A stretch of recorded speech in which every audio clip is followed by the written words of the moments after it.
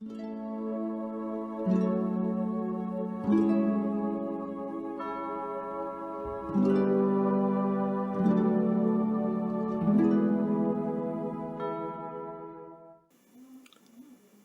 siang saudara terkasih di dalam Tuhan.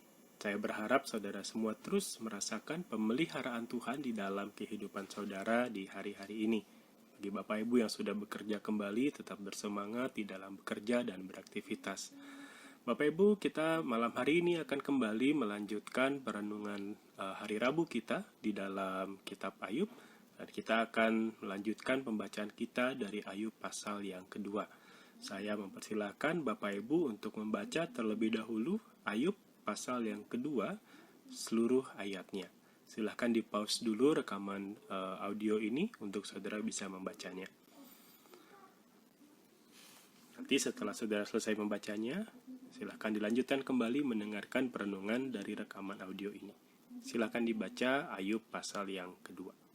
Jika Bapak Ibu sudah selesai membaca Ayub pasal yang kedua, mari kita masuk di dalam doa sebelum kita merenungkan bagian firman Tuhan ini. Mari kita berdoa. Kami mengucap syukur Tuhan untuk kebaikan dan kasih setia Tuhan yang terus memelihara setiap kami hari lepas hari. Beberapa dari antara kami sudah kembali bekerja seperti semula. Beberapa dari kami mungkin masih belum bisa bekerja seperti dalam keadaan yang normal sebelumnya. Tetapi Tuhan, apapun situasi kehidupan kami hari ini, kami mau tetap percaya akan kebaikan dan penyertaan Tuhan. Karena kami menyadari hanya di dalam Tuhanlah kami mendapatkan kekuatan, pengharapan untuk terus berjalan melangkah dalam kehidupan kami. Tuhan, di dalam waktu perenungan kami akan firman Tuhan pada siang hari ini, Tuhan kiranya juga kembali memberkati kami, menolong kami supaya kami diberikan bukan hanya pemahaman tetapi juga keberanian untuk menghidupi firman Tuhan dalam hidup kami. Kiranya firman Tuhan memimpin kehidupan kami. Terima kasih Tuhan, di dalam nama Tuhan Yesus kami berdoa dan mengucap syukur. Amin. Bapak Ibu, hari ini kita merenungkan firman Tuhan di dalam tema tangan penjagaan Allah. Ketika kita membaca kitab Ayub pasal yang kedua, pasal ini merupakan kelanjutan dari usaha iblis untuk membuat Ayub mengutuk Allah. Maka bisa dibilang kalau ini adalah babak kedua dari pertarungan iblis melawan Ayub. Paling tidak ada 3 hal yang bisa kita lihat dari kisah Ayub di bagian ini. Hal yang pertama, iblis tidak akan berhenti menyerang anak-anak Tuhan untuk membuat mereka meragukan kasih dan kuasa Tuhan. Saudara, bagian ini kembali diawali dengan dialog antara Allah dengan iblis yang mirip dengan pasal 1. Tetapi ini adalah kejadian yang berbeda. Untuk kedua kalinya Allah menanyai iblis, apakah dia melihat Ayub yang saleh dan takut akan Allah? Bahkan setelah Allah mengizinkan iblis mengambil anak-anak dan harta bendanya, Ayub tetap takut akan Allah.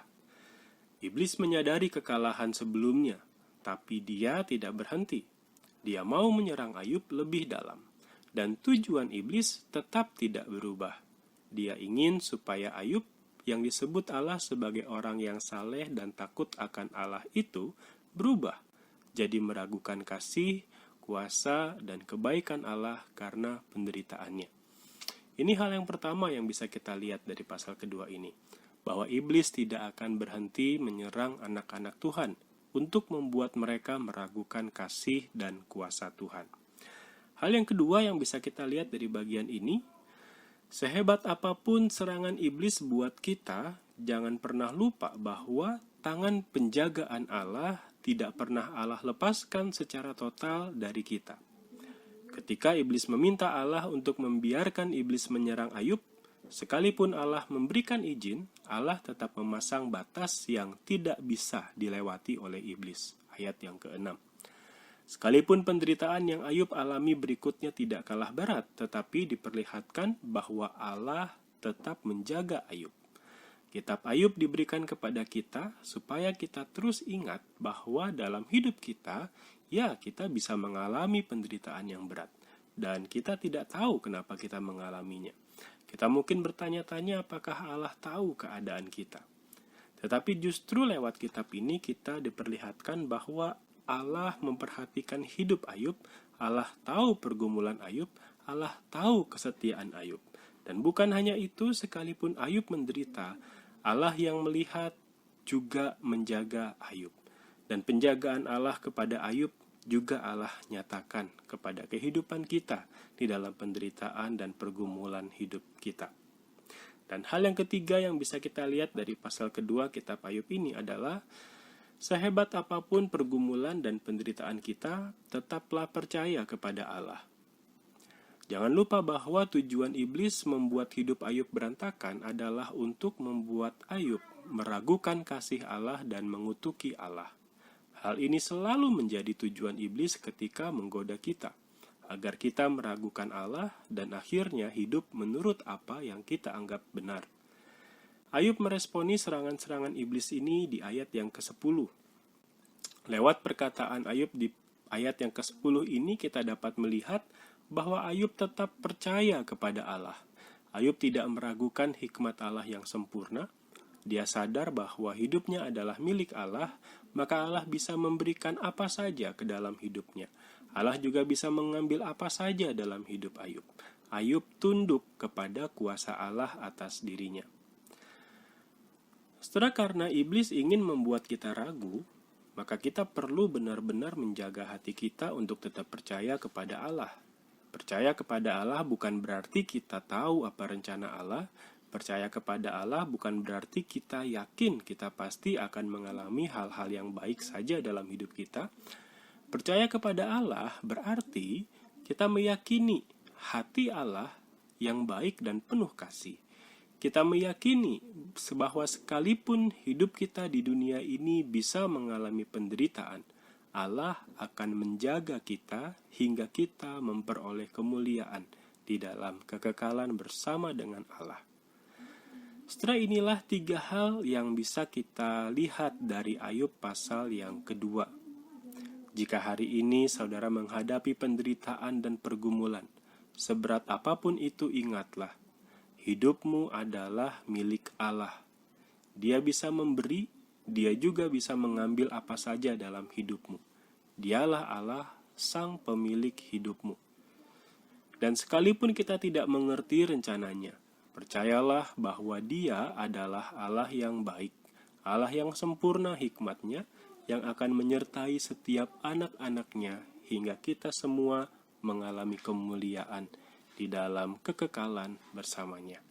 Mari kita tutup di dalam doa.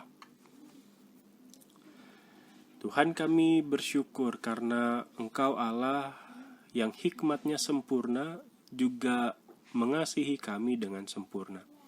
Sekalipun kami tidak tahu apa rencana Tuhan bagi setiap kami, sekalipun kami tidak tahu mengapa ada penderitaan yang hadir dalam hidup kami, tetapi kiranya Kau terus menolong kami, menjaga hati kami, supaya di dalam semua itu kami tetap percaya, kami tetap meyakini hati-Mu yang baik, hati-Mu yang mengasihi kami, hati-Mu yang mau membawa kami masuk ke dalam sukacita kekal bersama dengan-Mu di dalam surga. Tuhan, kami menyerahkan hidup kami ke dalam tangan-Mu. Apapun pergumulan, penderitaan yang kami hadapi hari ini, biarlah kami tetap setia mengikut Tuhan, biarlah kami tetap percaya akan kebaikan dan kasih-Mu. Terima kasih Tuhan, di dalam nama Tuhan Yesus kami berdoa. Amin. Bapak Ibu, untuk pertanyaan, diskusi, dan sharing yang akan kita lakukan malam hari ini, Bapak Ibu coba pikirkan apa yang dapat Bapak Ibu lakukan untuk dapat tetap percaya kepada kebaikan dan kuasa Allah ketika penderitaan dan pergumulan itu terjadi dalam hidup kita. Kiranya saudara bisa merenungkan akan hal ini, bisa membagikannya nanti malam di dalam persekutuan kita. Saya mengundang Bapak Ibu untuk bergabung di dalam persekutuan Rabu malam kita, nanti malam jam 7 melalui platform Google Meet. Tuhan Yesus memberkati, sampai jumpa nanti malam.